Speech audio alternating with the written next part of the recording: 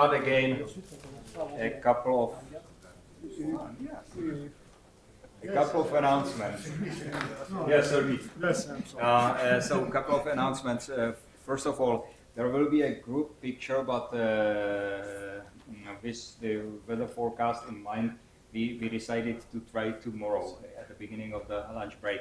And the second, more important, I forgot to warn you.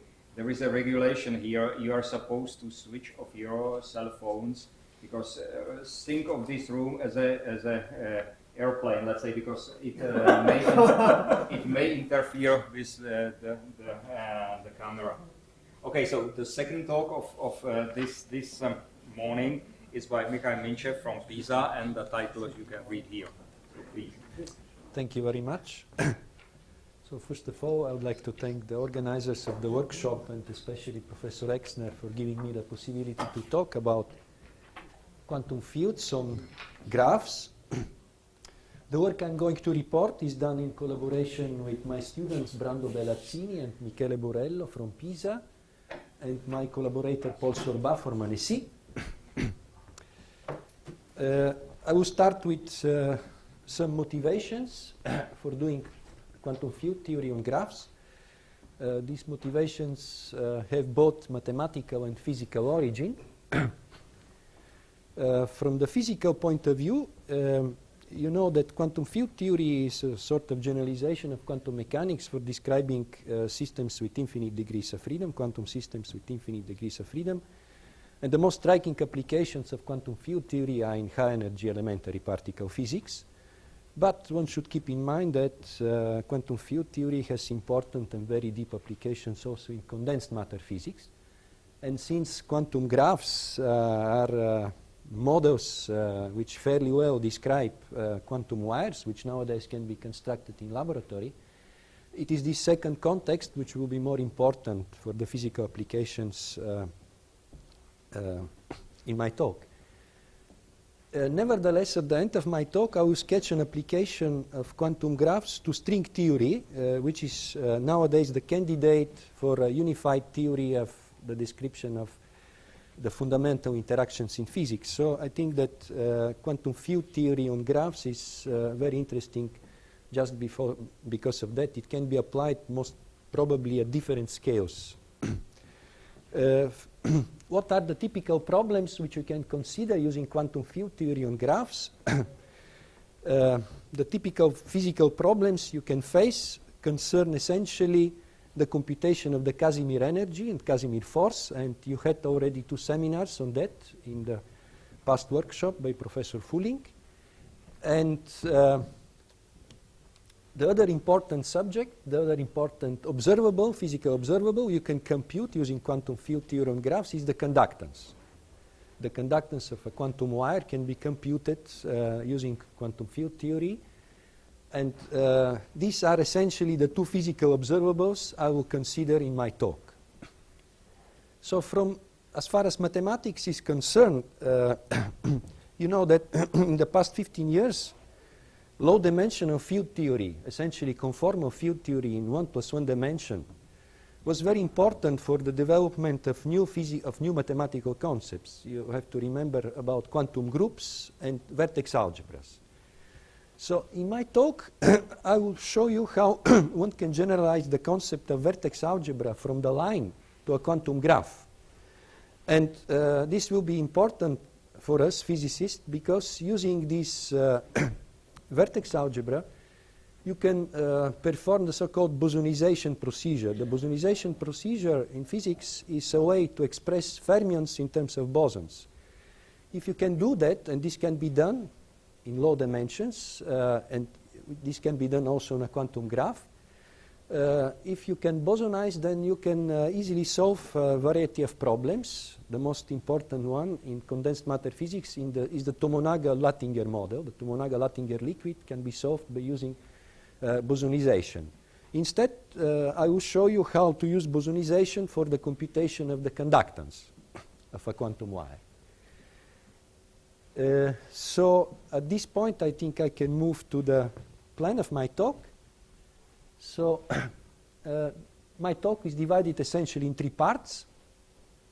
The first part will be a long introduction in which we'll construct the simplest fields on a quantum graph. In the first part of my seminar, I will consider fields which propagate freely on the graph but interact only on the vertices.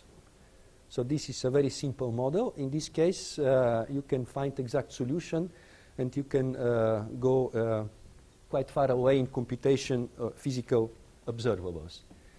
So what is the tool which I use in constructing these fields?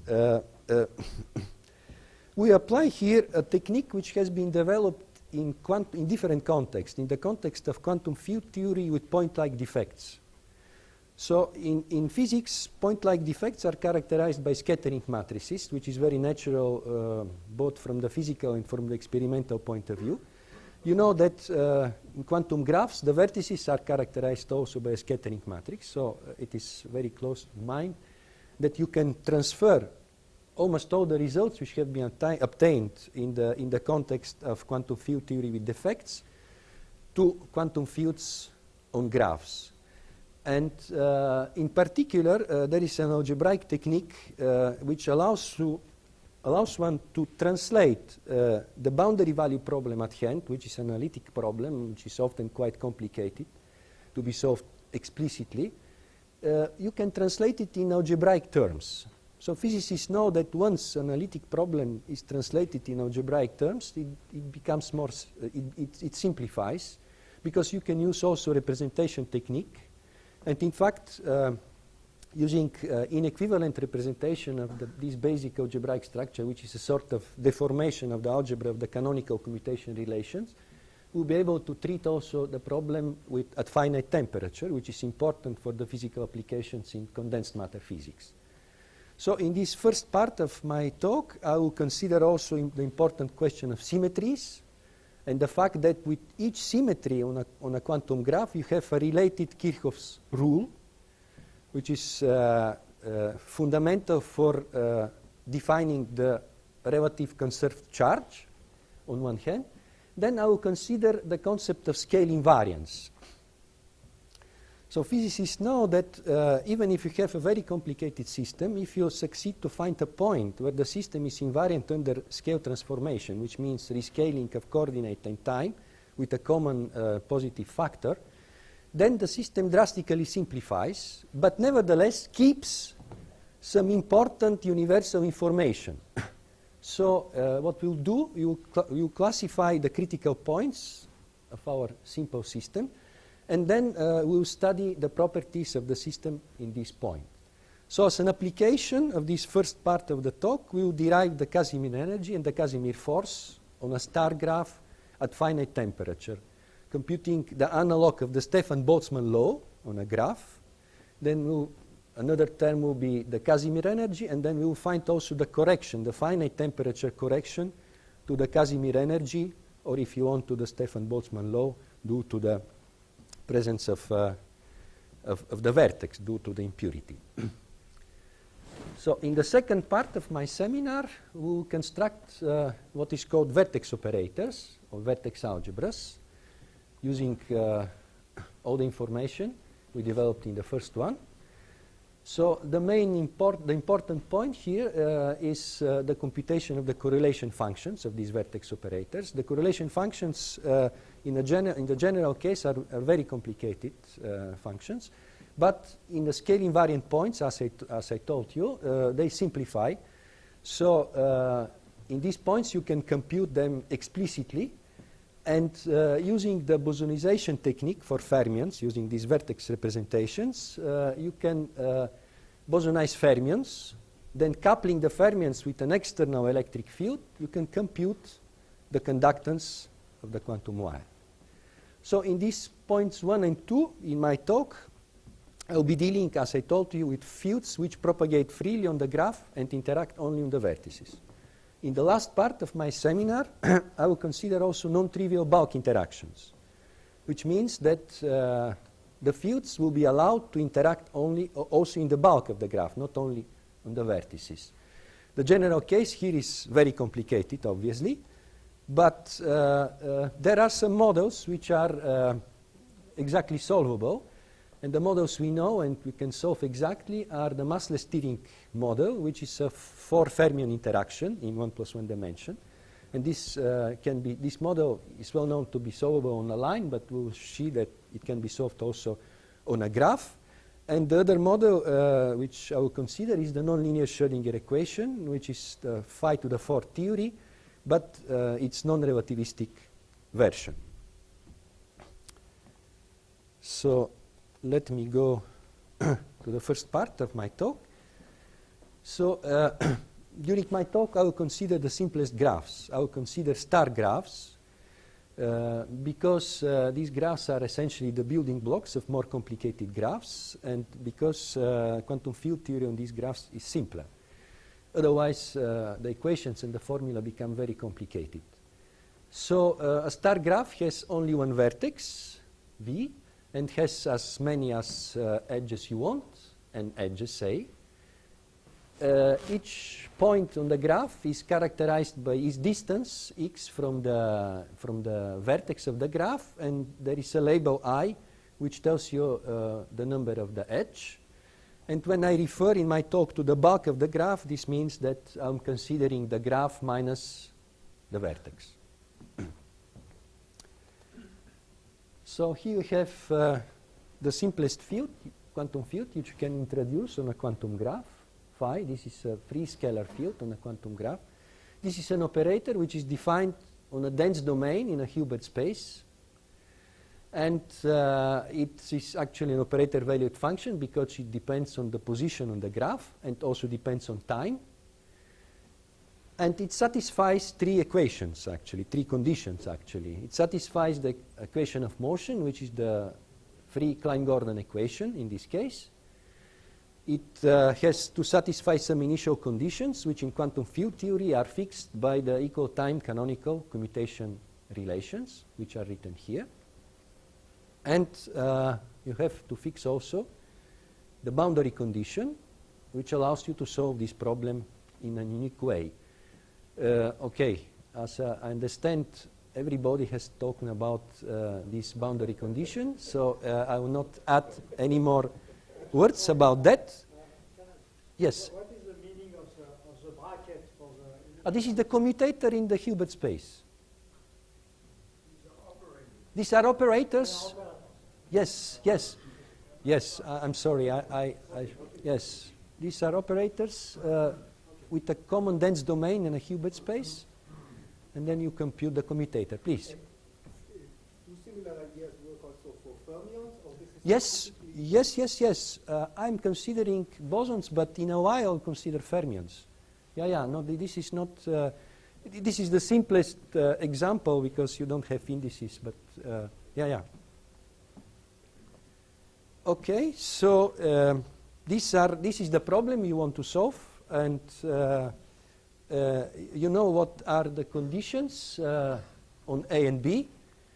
A and B are complex valued matrices, but they have to satisfy these 2 conditions in order to have a unitary time evolution. Oh, I'm sorry, I don't know what happened.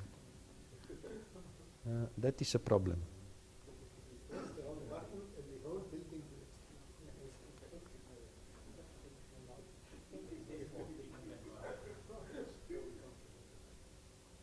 Okay.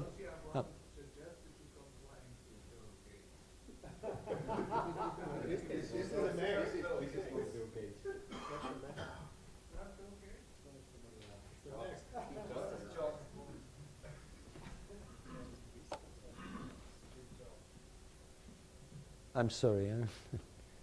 I don't know what happened. Huh?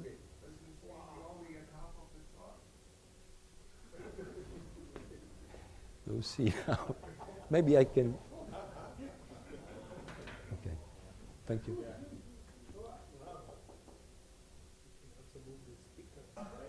Thank you. Thank you. So these are the well-known conditions. The matrices A and B must satisfy. Obviously, if C is an invertible matrix, the pair AB and CA and CB are equivalent. So, but in the theory of a scalar field, we have supplementary conditions to satisfy. Since we would like to compute exponents of this field phi, you want that this field is Hermitian, so we impose that phi is a Hermitian operator. And then you would like also that our system is invariant under time reversal. So this means that in the Hilbert space of states, you have an antilinear operator T, which acting on the field phi in this way change the sign of time. So if you implement these two conditions, then you see that up to a C factor you can choose actually A and B to be real matrices, which means that A and B satisfy these equations. This is the basis I will use in what follows. And here is the solution of the equations I wrote in my previous transparencies. This solution is not an operator in the Hilbert space for the moment, but is an element of an associative algebra. This is very convenient because after that changing Hilbert space representation of this algebra, we'll be able to describe different physics. So it is nice to have an algebraic form of the solution. So the solution, as you expect, is a superposition of plane waves, but the amplitudes A and A star are usually called creation annihilation operators. These are elements of are generators of an associative algebra with identity, which satisfy these exchange relations, which are well known to everybody. But in the case we are considering, you have a supplementary term here, which is written in red, you see, where you see the S matrix appearing. This is the S matrix characterizing, if you want, in the context of quantum field theory with defects, the point-like defects. This will be the S matrix, which is characterizing our vertex. And moreover, the fields A and A star are not free. They are subject to these two constraints. So this algebra is a special case of an algebra I have considered with my collaborators some time ago for describing more complicated systems in field theory with point-like defects. So I will come later on to this algebra, but let me show you another very familiar expression. So in the case of the graph, the S matrix is given by this well-known formula. And from the properties of the matrices A and B, you know that S is a unitary matrix. What is very important is that S satisfies the property of Hermitian analyticity. This allows to interpret the star in the algebra as an involution. So this property is very important for physical applications. And what we have more is that the S matrix is invariant at the time reversal, which means that the S matrix is symmetric. So if you combine all these conditions, you see that S of k, S of minus k, this product is equal to 1, which actually ensures that these constraints here are consistent, so that you can impose these constraints on your algebra. So this is as far as the algebra is concerned. I will come back later on to the algebra and to its representation, but let me discuss now the issue of symmetry on a quantum graph. In quantum field theory, with each symmetry one associates via Noether theorem a conserved current. Jt and Jx are the components of this current, and the conservation of the current is written here. One should pay attention when one is considering graphs, because if you are on a graph, you have to impose what we expect from standard electrodynamics. You have to impose a Kirchhoff law, and this can be done for any conserved current. The point is that if you compute the total charge, Q, which is defined in this way, this total charge is conserved in time if and only if the x components of the current computed at the vertex sum up to 0. This is the necessary and sufficient condition to have a time-independent charge. So what is important to have in mind is that with each symmetry on a graph, one has its own Kirchhoff law. And in order to be to explain this better, I will give an example. So we'll consider two currents. The first one is the energy momentum tensor. This object is conserved because the system we are considering is invariant under time translations. So the components of the current are the energy momentum tensor, T and Tx, These are the current indices, T and X. These are their expressions in terms of phi. And you know by construction, actually, the fact that our system evolves unitary in time, and the Hamiltonian is a self-adjoint operator, it tells you, in fact, that you have satisfied the Kirchhoff law, which is this equality here. And this is well known from the construction of the operator dx squared. You know this better than me. But now I will consider another symmetry, which is not very popular in mathematics, but is very important in physics. This is the Yuan symmetry. And the vector which is associated with this symmetry in this simple case is very simple. This is just dt phi and dx phi. And this current is conserved just because of the equations of motion, because of the Klein-Gordon equation. And if you can impose the Kirchhoff law for this current, and if you impose the Kirchhoff law for this current, you see a new condition on the matrix A arising, which tells you that the vector V, which is defined in this way, belongs to the kernel of A, which means essentially that among all A's you can choose, you have to choose the A's whose entries along each line sum up to 0. This is the rule. So this is another condition which is imposed by symmetry on the boundary conditions, you know. So this condition is very important when you compute the conductance, because the conductance should satisfy Kirchhoff's law. So you see that in that case, you have to take matrices A, boundary conditions described, which satisfy this supplementary condition. So what is Yes. the physical meaning of this? You said that this is important physically, but not. Yes, this is very important physically. U1 symmetry, it will become clear later on, but U1 symmetry in this case describes the conservation of the electric charge. Right. Yes. So, and if you want to have a conservation of the electric charge, Expression of conservation of charge? pardon? I think of Kirchhoff law as an expression of conservation of charge. That's right. But charge you can associate with various symmetries. Each symmetry has its own charge. So the conditions usually start, the fact that A B star minus B A star is equal to 0, ensures you that the charge corresponding to the Hamiltonian, if you want, is conserved in time. So if you want to have the U1 symmetry, which you need, because you want, I will show you when you couple with an extra electric field, you need another symmetry, which is the U1 symmetry. The current of the U1 symmetry is written here. It has nothing to do with this current here. This current is quadratic in the field phi. This current here is linear in the field phi. These are two different currents, completely different. Both of them are conserved as a consequence of the equations of motion. These are two different symmetries of the problem. Each of them has its own Kirchhoff's law. So the Kirchhoff's law, this one, is automatically guaranteed by the conditions you started with. In order to satisfy this one, you have to take matrices A, which satisfy this condition.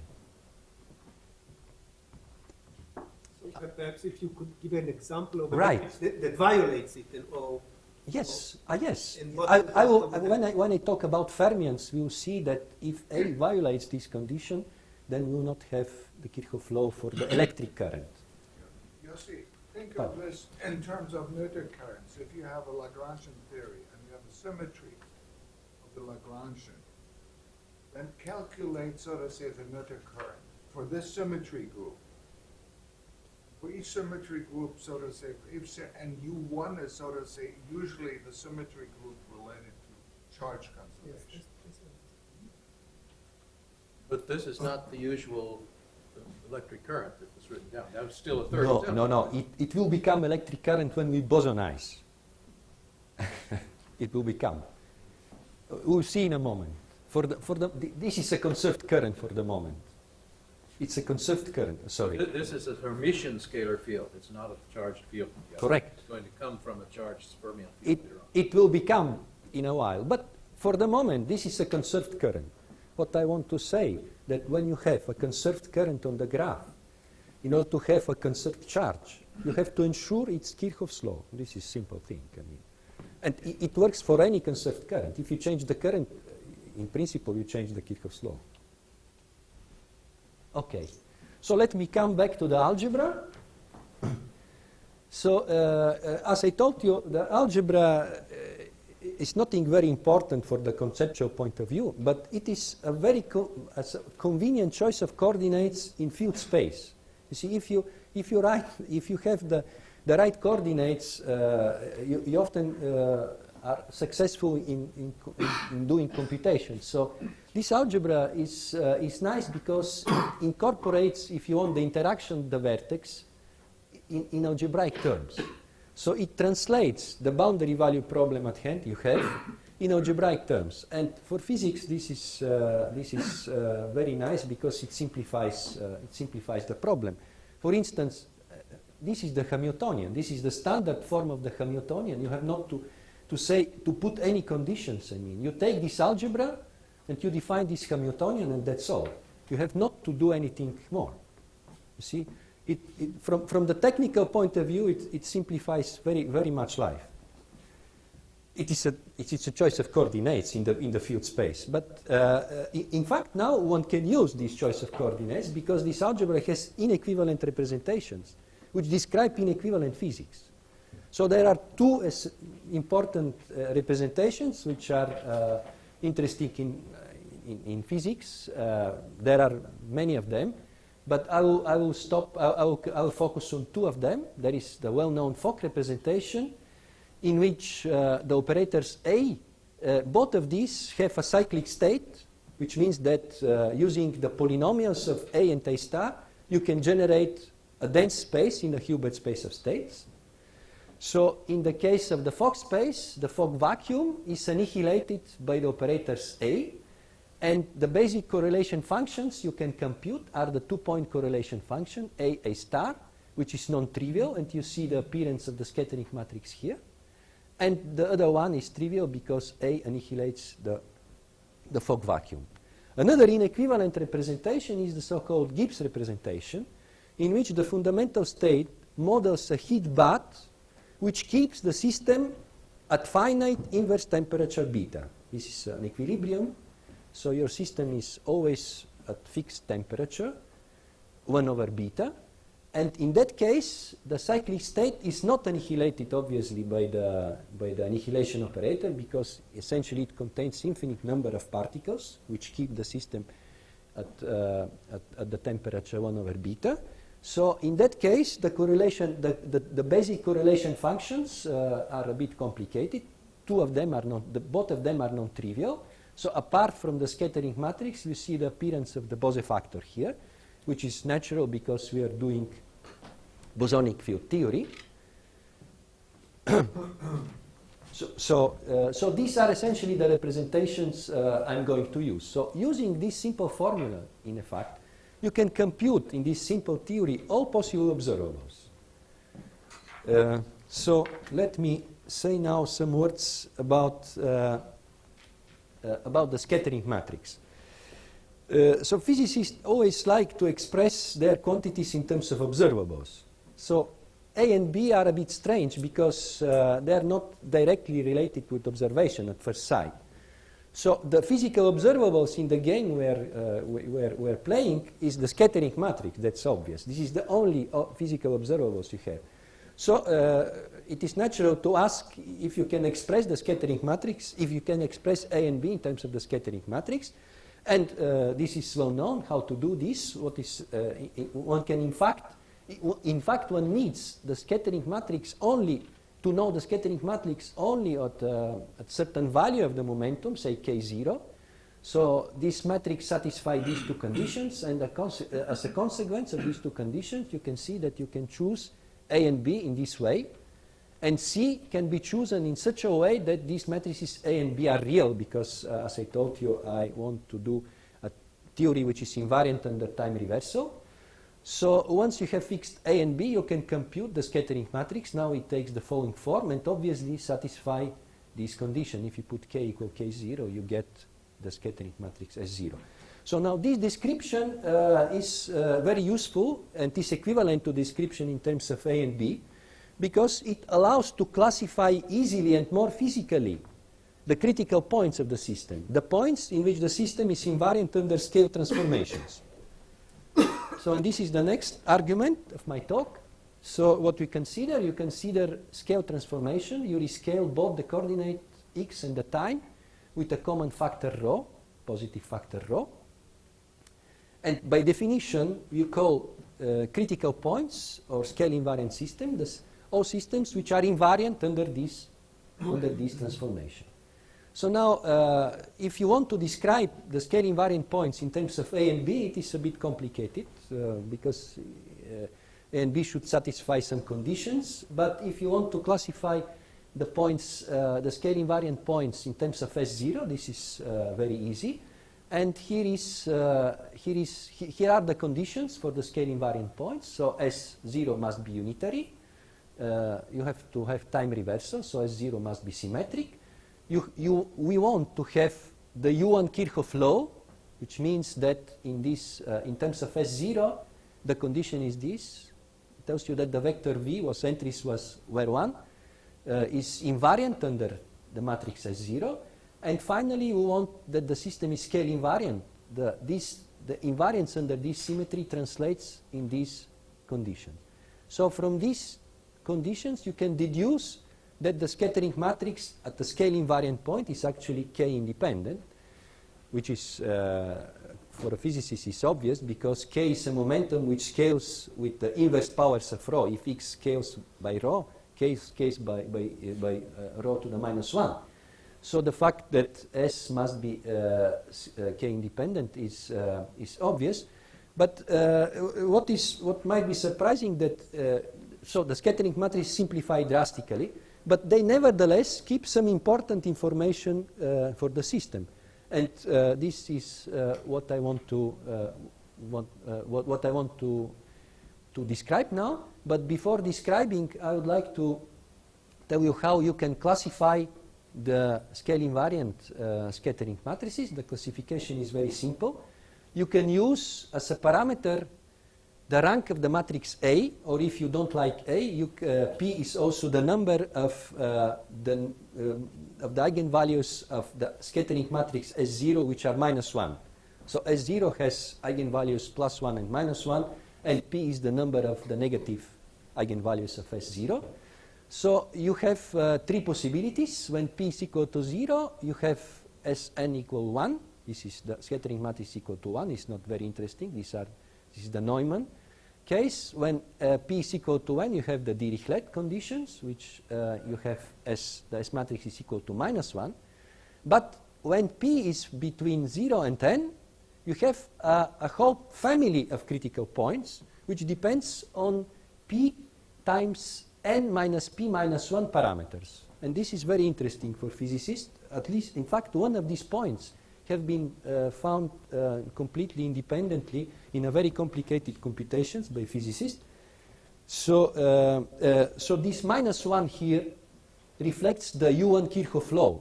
If you don't impose the U1 Kirchhoff law, then you have P times N minus P. So if you want to be more symmetric and don't use the Kirchhoff law, you can you have these parameters. So now, in order to illustrate the structure, I took the case n equal 3, which is complicated enough to explain what is going on. So apart from the Neumann condition here, you have another isolated critical points, critical point, which I call Kane-Fisher point. This point has been found in a complicated model of a quantum wire by these solid-state physicists, Kane and Fisher. They studying this model, which is very complicated. They succeeded to trace the renormalization group flow, flowing from the Neumann point to another critical point, and they derived this critical point, which is with the technique of graphs we can derive immediately. I will come back to this Kane-Fisher point because it is interesting in the case of conductance. There is an enhancement of the conductance in this case with respect to the line. And as far as I know, at least in the physical literature, I mean, there is a new family which is one-dimensional family of critical points, which also have a very interesting physical meaning. So notice that these 2 points are symmetric under edge permutations, and this family instead for generic alpha is not symmetric. So you have in this case you cannot exchange wires as you like. I mean, you have to keep attention of the wires. The different wires do not behave in equivalent way. So this is the classification for the case n equal 3, and then you can do the classification of n equal 4. If you look in our paper, we have also the case n equal 4 explicitly. You can find all the S matrices, but in that case you have 2 parameters family of critical points also. So I didn't want to write complicated expressions here in my seminar. So let us now apply what we have learned in the computation of physical observable. So the simplest one is the energy momentum density. You remember this is the energy momentum density of our simple model. And you can compute the expectation value of this object in the Gibbs state, for instance, in order to understand what is the energy density of this cyclic state of the system, which is the fundamental state of the system. So if you try to compute this object here, you see that this object is divergent. But this is not surprising because when you speak about energy density, you have also always to fix a reference point, because otherwise, I mean, with respect to which we measure energy. So usually physicists in this case take as reference point the same quantity here, but compute it on the line, so without any vertex, you compute it on the line at 0 temperature. So this is a reasonable way to calibrate, if you want, the measuring apparatus. So if you do like that, you can compute this expression using the correlation function I mentioned before, and what you get is a sum of 3 terms, which are written here, and which have a very simple and nice physical interpretation. So the first one is this integral here, which does not depend on the position, but depends only on the temperature. And it goes like t squared. This is actually the analog of the Stefan-Boltzmann law, on the graph. You know, the Stefan-Boltzmann law in a real world goes like t to the 4th, but since we are in 1 + 1 dimension, it is not surprising that here we get t squared. So the coefficient here is also different, but the coefficient depends on the type of field you are considering. If you are considering boson, the usual coefficient in the original Stefan-Boltzmann law is concerns the electromagnetic radiation. So this is the analog of the Stefan-Boltzmann law, actually the Stefan-Boltzmann law on the graph. Then you have the Casimir energy density. Why is it completely independent of the scattering data? This is a convenient, you see, the object we compute is the sum of these 3 terms. It is now a question of taste how to organize this sum. So I think for physicists it's better to organize this in this way.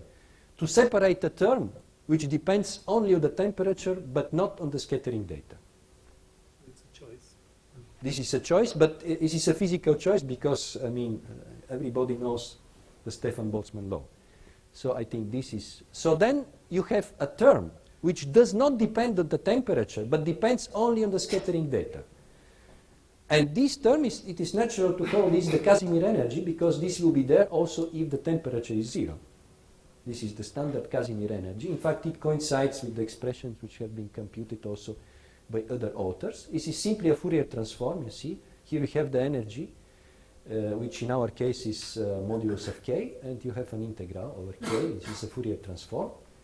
And then what is nice is that you have a third term, which you can interpret it both ways. I mean, you can interpret this term as a finite temperature correction to the Casimir energy, because it depends on the temperature. This term depends both on x and on beta. So you can interpret this as a finite temperature correction to the Casimir energy, but you can interpret this term also as a vertex correction, if you want, to the Stefan-Boltzmann law. This is a correction to the Stefan-Boltzmann law, which is due to the impurity. In quantum field theory with impurities, the Stefan-Boltzmann law is corrected gets correction from the defects, and this is precisely this term. I repeat, it is a question of taste how to organize, but the contribution is the sum of these three terms, and at the scale invariant point, you can expect obviously that you can compute everything, because at the scale invariant point, the scattering matrix is constant. So for the Casimir energy, you get this simple expression here. You had the diagonal terms of the scattering matrix times 1 over x squared, the distance from the square distance from the vertex, and this is the correction, the finite temperature correction, which obviously goes to 0 when beta goes to infinity, when the temperature goes to 0. I'm confused. What is x and what is I? I is the number of the edge where your point is, and x is the distance from the vertex. X and I are my coordinates on the graph. So the Casimir energy is not a property of the whole graph. It's a local property. I'm confused. This is Casimir energy density. Oh. This is not, obviously, the total energy is divergent. If you integrate this over the whole graph, this is divergent. Could you, is there a physical interpretation of the following observation? Sorry. These are the SIIs, are Yes. the reflection amplitude. Correct. So what is the interpretation of this now that you have the Casimir energy in terms of the reflection amplitude? Is there a physical understanding? Yes. Okay. I have a technical understanding of this. So this object must be. Let me move to this transparency here. So you see, this object must be real because it is a vacuum expectation value of the expectation value in the Gibbs state. So so you see that it can depend only actually on the diagonal elements, because the elements which are not on the diagonal, they do not satisfy the right property, so it will be complex. So I think the fact that the energy is real selects the diagonal coefficient. So one can say it is strange that the energy density depends only on the reflection coefficient, but one should keep in mind that you have a unitarity constraint, so which relates all reflection and transmission coefficients. So in some sense, it is not independent on the transmission coefficient. But the explicit expression is on the diagonal elements of the.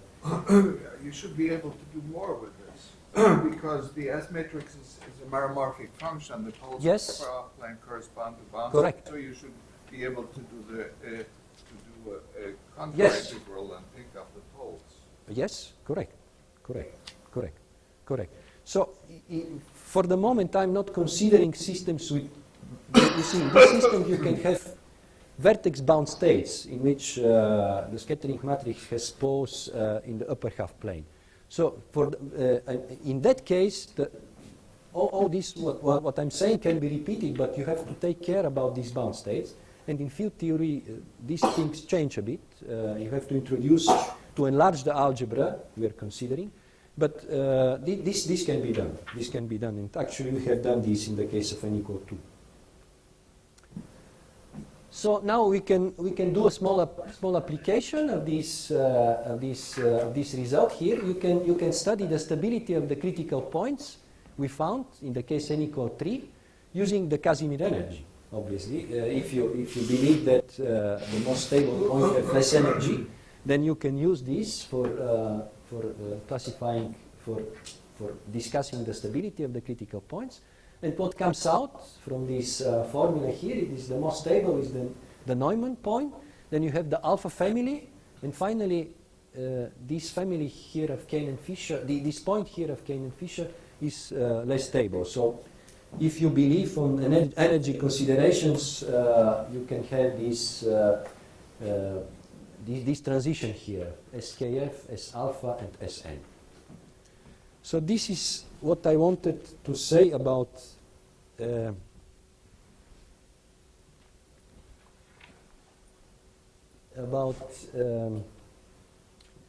about the first part of my seminar, so I'll move to the second part of my seminar where we'll discuss vertex algebras on graphs. So in order to introduce vertex algebra on graph, we have to introduce on the graphs, apart from the field phi, you have another scalar field, which is the dual field to phi, which is denoted by tilde here, and which is related to the field phi by this equation. So if you use this field phi and phi tilde, you can introduce their linear combination, phi plus phi tilde and phi minus phi tilde. And nicely enough, you get that these combinations, they depend only on t minus x or on t plus x. So they are naturally called right and left movers in string theory. And when you use the concept of vertex algebra, these are the right and the left movers. And in order to construct the vertex operators, what you simply do is you take a couple of real numbers, sigma and tau, and you define this exponent here, where sigma multiplies the right movers, tau multiplies the left movers, and you normal order this expression in the algebra A, which means that you have to put on the right all operators A, on the left all operators A star in the expansion of the expansion of the exponential. And the order in both two families is not essential because A and A commute and A star and A star commute. So this is the definition of vertex operators, where phi is the field which we introduced before. And using this definition, you can compute the correlation function of two vertex operators. For simplicity, I computed the correlation function in the Fock representation, but you can do this also in the Gibbs representation. And for simplicity, I'm giving here the correlation function at a critical point in which the S matrix is constant. Otherwise, this function is very, very complicated. So this is the correlation function. So you have two parts which do not depend on the scattering matrix, on the scattering data, which is a canonical expression for the case you have on the line. But with respect to the line, you have these two terms more, which depend on the scattering matrix, and there are mixed contributions between left and right movers. So you see, when you are on the line, there is no mixing between left and right movers. These objects, they propagate completely independently. When you are on the star graph, or in general on a graph, what you have a non-trivial mixture, which is physically very important because a basic characteristic of these operators are their scale dimensions, which means that we have to understand how they scale when you perform a scaling transformation. And if you perform a scaling transformation here, you see that in this function here, we will find this matrix of the scaling dimensions. This is the matrix. So you see twice here the contribution of the scattering matrix times sigma times tau, which comes from these two terms here. And the eigenvalues of this scaling matrix are the scaling dimensions, which are the universality characteristic of the vertex operators. And if you compute the eigenvalues, this is trivial, you get this expression, which is positive as it should be. And here, Si are the eigenvalues of the scattering matrices. These are plus or minus 1. You see, this is the deviation from the scaling dimension where you are on the line. You see in a very explicit form the effect of the vertex of the graph. And now, using the vertex operators, now you come to bosonization and to true U1 symmetry. So now we consider the Dirac equation on the graph. This is the two-dimensional Dirac equation on the graph. In one dimension, Dirac fermions have two components, psi1 and psi2. This is the representation, the two-dimensional representation of the gamma matrices, of the Dirac matrices. And what you want to solve is this problem on the graph. And this problem, once you have the vertex operators, is very easy to be solved.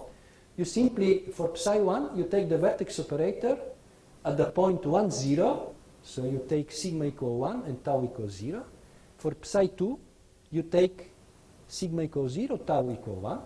And you can easily plug in here, you can easily see that this object, this This is a solution of the Dirac equation. So this is a standard trick, but it works also when you are on the graph. So you are able to express two-dimensional fermions on a graph in terms of bosons. And this is very convenient because if you compute now the true electric current, this is psi bar gamma mu psi. If you compute the true electric current, this psi is a complex field. So this field has a true U1 symmetry. So you can compute using Noether theorem the electric current. And this is the electric current you already know very well. But if you compute this current, if you express this current in terms of phi, this current becomes exactly the current I discussed before. So you see, when you use bosonization, an object which is quadratic in the fermions becomes linear in bosons, which is a great simplification. So using this trick, you can compute actually very easily the conductance. And now I'm moving to the conductance. So here is the computation, I sketched the computation of the conductance. So what you do is you take the Dirac equation, I wrote in my previous transparency, and you couple it with an external electric field, AT and AX. And then what you compute is the expectation value of the current in this external field. And you use the linear response theory. And if you do this, you find the following expression here for this correlation function in the external field AX, which tells you that the conductance tensor of the system you are considering is simply delta ij minus sij, and the coefficient which is here, you can easily, for convenience, you can use the conductance on the line. You can take as a reference point, as in the case of the energy, you can take a reference system. So I take as a reference system the line, always the line. So if you compare the conductance on the graph with the conductance on the line, you have this expression here, where S is the scattering data. And this is very simple and nice formula, which tells you immediately that in the case in which you have negative elements on the diagonal of the scattering matrix, the conductance on the line gets enhanced. And this has been discovered independently in the literature. Yes? So this conductance, Sij need not be a real quantity, right? Pardon? The conductance need not be No, a real quantity. Sij is, at the critical point, Sij are real matrices. Yes, this was even written in my transparency. In this particular... Real boundary conditions. Yes? If you combine these conditions here, you see that your scattering matrix is real. But for example, so how does this compare with standard formula, say Landauer formula for the conductance, which is quadratic in the scattering data? I will comment on at the end of my seminar. Yes, yes. This is the formula which you get from bosonization, which is different from the formula. It's another story. This, because this is okay. It depends what you call scattering matrix. If you use the fermionic picture, this is actually the fermionic scattering matrix is S squared. This is the bosonic scattering matrix. So this is the way you compare these two quantities. But I will comment on that at the end of my seminar. This is a good question. So this is, you have to keep in mind, this is the bosonic scattering matrix. You use always bosonization because this simplifies. This is not the fermionic scattering matrix. So here I summarize the basic properties of this conductance tensor. So it satisfies Kirchhoff's law, as it should be. It satisfies unitarity bound, which is written here. So the diagonal elements of the conductance cannot exceed twice the conductance on the line.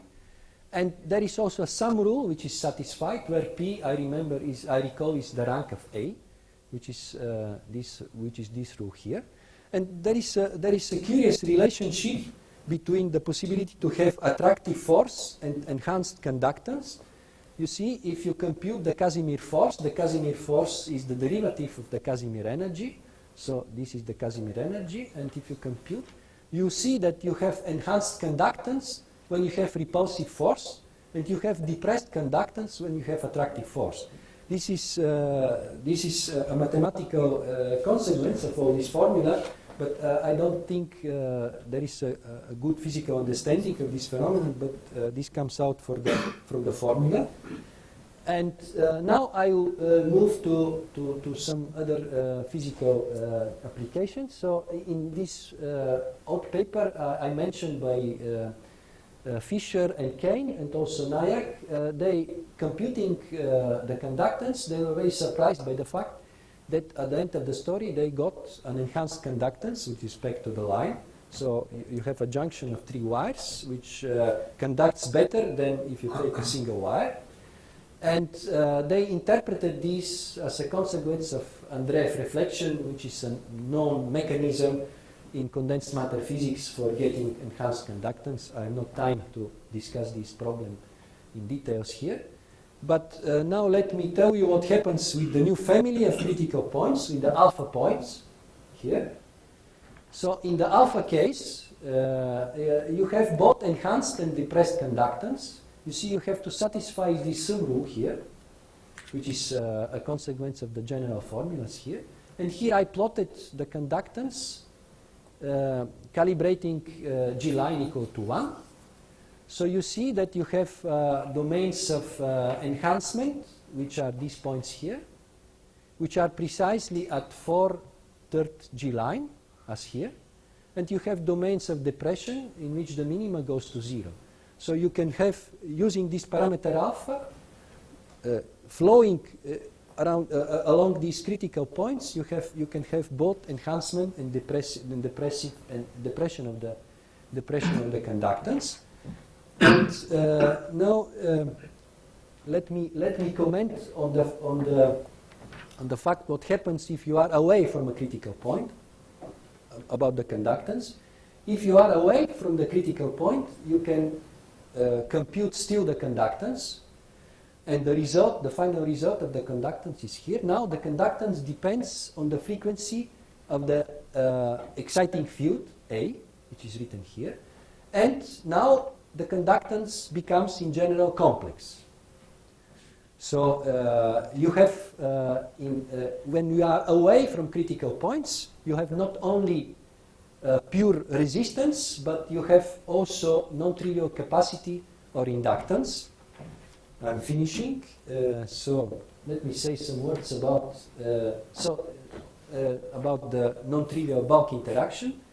So in this transparency, I summarize the T-link model. So you can consider a 4 fermion coupling on the graph. This is the definition of the current as usually. Now you can solve this model using the same vertex operators, but now both sigma and tau become different from 0, and they're related to the coupling constant in this way. Lambda is the coupling constant.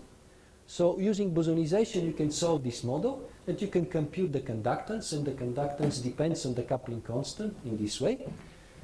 And since my time is finishing, I wanted to say something also about the nonlinear Schrödinger model. You can solve in this way also the nonlinear Schrödinger model when the coupling constant is positive. The trick is here to modify the algebra. So you have to introduce a non-trivial bulk scattering matrix R, which is written here. This matrix satisfies here trivially the Young-Baxter equations. And you have to modify also the algebra. Now the scattering matrix here becomes an operator in the algebra, whose expectation value is the true scattering matrix in the vertex. But I'm sorry, I don't have time to go through the details. This is the solution of this system. So let me move to the conclusion. I think field theory on quantum graphs is an attractive argument both for physicists and mathematicians. Condensed matter physicists, I think, are quite interested in computation of these basic quantities I discussed in my seminar. So you can compute various physical observables, and some of them, as I showed you about attractive forces, repulsive forces, enhanced and depressed conductance, are really quite intriguing. But let me say some words about the future developments. So obviously we are working on the generalization of what I said to generic graphs. This is technically more complicated, but this can be done. You can explore more general field theories. You can explore supersymmetric models or even other fields on the quantum graphs. You can try to compute the conductance and finite temperature. What you expect here is a Kondo type effect because the vertex is a sort of impurity. And what I wanted to tell you, okay, you can explore the Coulomb gas representation on quantum graphs, which is interesting because it allows to classify the critical models with different central charge between 0 and 1. But I think what is very interesting and should be interesting for mathematicians is a sort of application to string theory. So now, you know that string theories, what they study is the evolution of a string object, which is an interval or a closed circle, on a Riemann manifold. This is typically the problem which is studied in string theory, and what you look for are backgrounds for this motion which satisfy certain conditions. Now, there is evidence in string theory that you have not to look only on segments or on closed circles, but you have to look also on J junctions, graphs with 3 junctions. So, this is, I think, very interesting. So, the action which usually in string theory governs this propagation on the Riemannian space is written here. So you have a Riemann space with metric G mu. So you have the standard kinetic term for the scalar field here. But what you have here is the Riemann metric, which makes this problem very nonlinear and very complicated. But what physicists look here is not to try to find solutions of this problem, but to find metrics which are such that this action here is scale invariant. So this is from string theory, this is the important point of view. This problem is slightly simpler, but has not been discussed in the case of graphs. And I think that this is a quite interesting application, presumably to string theory. So thank you very much. I'm sorry for taking 5 minutes. We had a rule at the previous workshop that the speaker who is overtime loses his coffee rights. Yeah, but it's not retroactive. One brief question, Steve. I wish you'd been here last week to answer Professor Pohikas's question after my talk or after Jonathan's talk. Could I ask a leading question? When you do you start with a realistic fermion theory for nanotubes or something. You bosonize, you get a scalar field. Now, does the Casimir energy calculation, Casimir energy density calculation that you carried out, have a physical significance in that theory? The original fermion. Yeah, the original fermion theory. You said there's a connection with the conductance. Yes. Yes, you see, I think that the answer is yes. You see, the bosonization is a way to parameterize fermions in terms of bosons. In the case the fermions are massless, I cannot do this in the case when the fermions are massive, because in the case when fermions are massive, there is a mixture between left and right components, so I cannot do this. So in the case of massless fermions, I would say that this is simply a tool for computation of the Casimir energy, but you can use both. You can try to compute this directly or using bosonization. I think the result will be, the final result will be the same. Let me rephrase my question. You convinced us more or less that the linear, what you call the U1 current, was in fact the electromagnetic current for the fermions. But this energy density, which was perfectly standard boson theory energy momentum tensor, Yes. what is it in terms of the fermions? Oh, no. Obviously, if you want to compute, yes, you have to, first of all, in the fermionic theory, you have to write the energy momentum tensor for the fermions.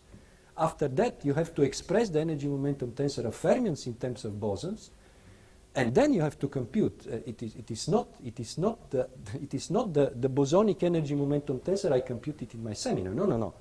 That's definitely not the case. As It was with the current. The current was quadratic in psi bar, but in terms of bosons it was linear. So no, it is a different operator. But this can be done. And what I expected, you get the same result as you get directly for. Okay, I propose that we continue the discussion in private. So let's